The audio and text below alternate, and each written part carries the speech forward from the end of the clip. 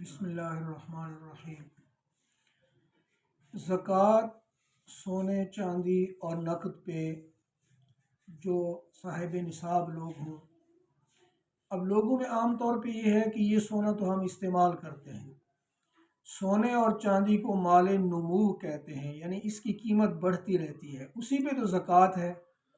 جو سونا چاندی کا کاروبار کرتا ہے وہ تو ویسے تاجر ہے، اس نے تو پیسوں کی زکوٰۃ دینی ہے۔ ہر عورت جس کے قبضے میں یا مرد ہے 7.5 تولے سونا ہو یا 52 تولے چاندی ہو تو اس کے اوپر سونے کی زکوٰۃ آ جائے گی۔ 7.5 تولے سونا ہے، 52 تولے چاندی ہے تو چاندی کی زکوٰۃ آ جائے گی۔ اس میں یہ بہتر طریقہ ہے کہ اس کی قیمت لگوا لیں، اس وقت جو قیمت چل رہی ہے۔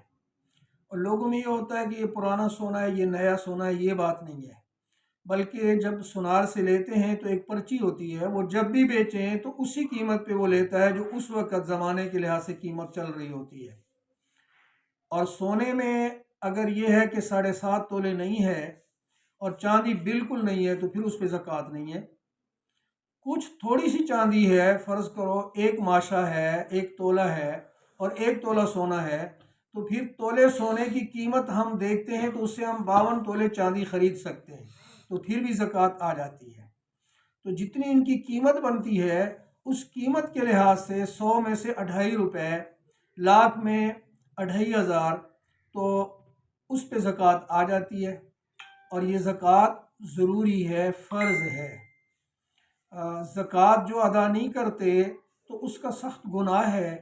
اب وہ سونے چاندی کی نہیں کرتے، نقدی کی نہیں کرتے تو اس کا سخت گناہ ہے، اور قیامت کے دن یہ آگ میں ان کو تپا کر ان کے پہلو اور ان کے چہرے کو داغا جائے گا۔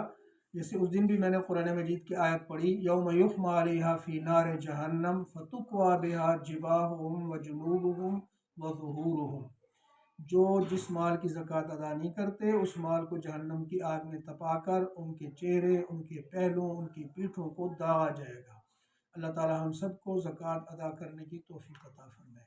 وآخر دعوانا ان الحمد للہ رب العالمین۔